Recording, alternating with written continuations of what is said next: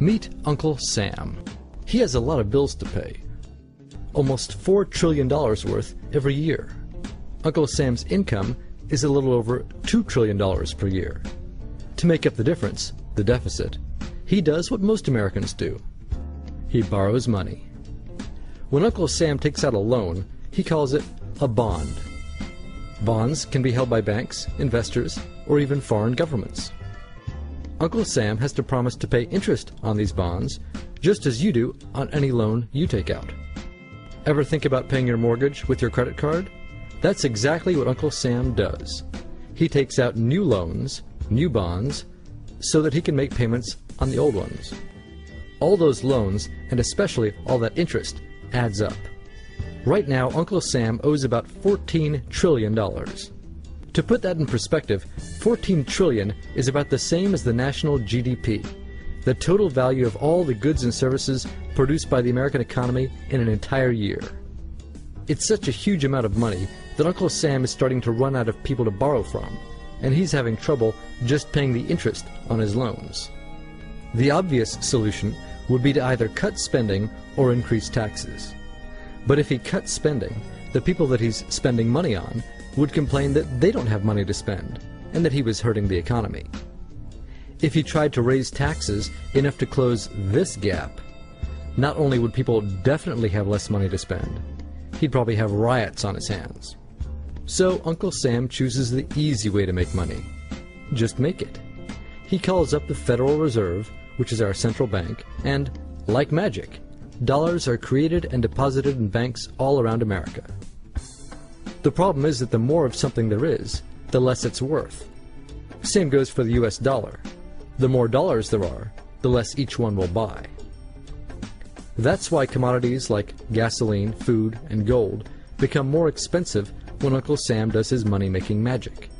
The commodities aren't really worth more. Your money is just worth less. That's called inflation. Remember the foreign governments that lent money to Uncle Sam? When they lent money to the American government, something interesting happened. It made the U.S. look richer, and their countries look poorer. When a country looks poor compared to America, $1 of our money buys a lot of their money. So they can pay their workers only a few pennies a day. With such low labor costs, they can sell their products in America for lower prices than any American manufacturer can. The easiest way for American companies to compete is to move their factories overseas and pay their workers a few pennies a day too. This contributes to a recession. Americans lose their jobs, stop paying taxes, and start collecting government benefits like Medicaid and unemployment. This means that Uncle Sam has even less income and even more expenses. At the same time, the people who still have jobs are desperate to keep them, so they tend to do more work but not to get paid anymore. When your dollars are worth less, and you're not earning more of them, that's called stagflation. And this is why Uncle Sam is in a catch-22. He can't raise taxes or cut spending without making the recession worse. And he can't have the Federal Reserve create more money without making inflation worse. For now, he can keep borrowing money, but since he can't even pay the interest on the loans he already has, it just makes his inevitable bankruptcy even worse. Whether it's in 2 months or 2 years, the day will come when Uncle Sam can no longer pay his bills. When that happens, the banks, investors, and foreign governments who are counting on that money won't be able to pay their bills. You see, just like Uncle Sam, governments, banks, and corporations don't actually have much money. Mostly, all they have is debt to each other. If one link in the debt chain stops paying, defaults, the whole thing falls apart. If investors can't pay their bills, corporations won't be able to pay their employees. If banks can't pay their bills, you won't be able to take out a loan, use a credit card, or even withdraw your savings. If foreign governments can't pay their bills, their own banks and corporations will have the same problems. That's called a global economic collapse.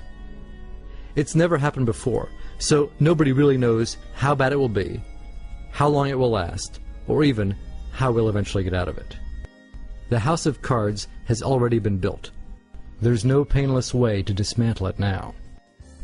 All we can do is to educate each other about what's actually going on, and to prepare for what may be very extraordinary circumstances.